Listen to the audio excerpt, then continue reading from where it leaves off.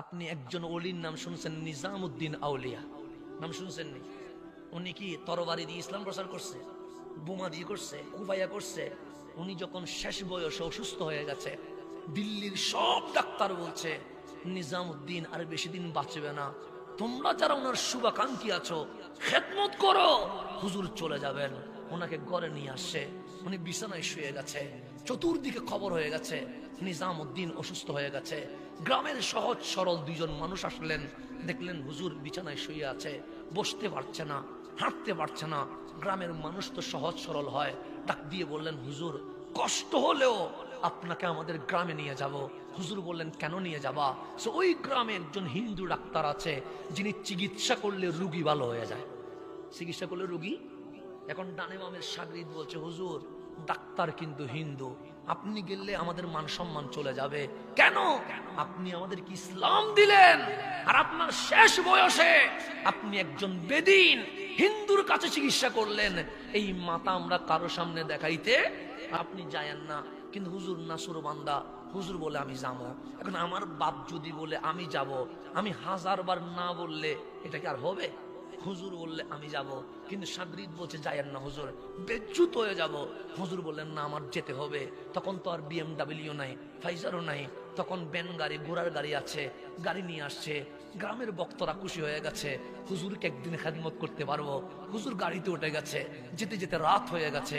গ্রামের মানুষগুলো ডাক্তারের সিরিয়াল নিয়েছে, আগামীকাল সকালে 1ম নাম্বার নিজামউদ্দিন আউলিয়া ঢুকবে। রাতভর হুজুরের খেদমত করলো, সকাল 10টা হতে দেরি হুজুরকে গাড়িতে তুলে ডাক্তারের কাছে নিয়ে আসছে। 1ম সিরিয়ালে নিজামউদ্দিন আউলিয়া ভিতরে ঢুকছেন, ডাক দিয়ে বললেন ডাক্তার আমারে দেখলে কি ভয় লাগে?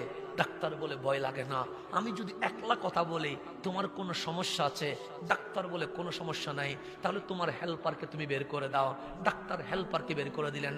নিজামউদ্দিন বলছেন আমার সাগরিদ যারা আছো তোমরাও বের হয়ে যাও।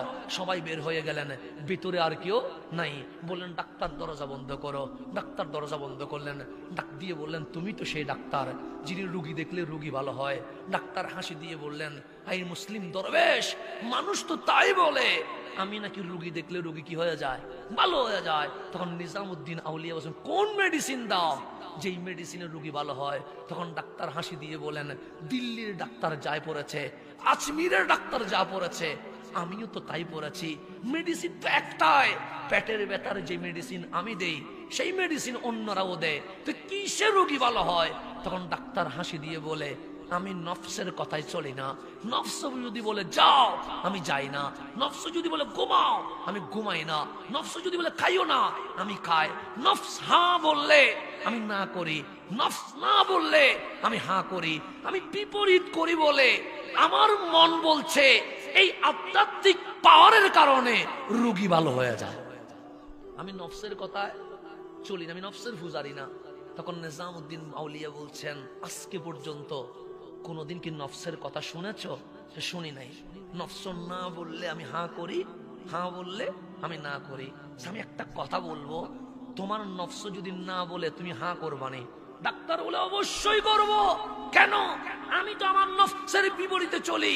নিজামউদ্দিন আউলিয়া বলছে ডাক্তার লা ইলাহা ইল্লাল্লাহু মুহাম্মাদুর রাসূলুল্লাহ, বলো ডাক্তার আল্লাহ ছাড়া কোনো মাবুদ নাই, আমার রহমতুল্লিল আলামিন আল্লাহর রাসূল। বলো। ডাক্তার বলছে না বলবো না।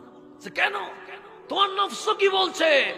নফস না বলছে, তো তুমি না বললা, না বললে হ্যাঁ করে দাও।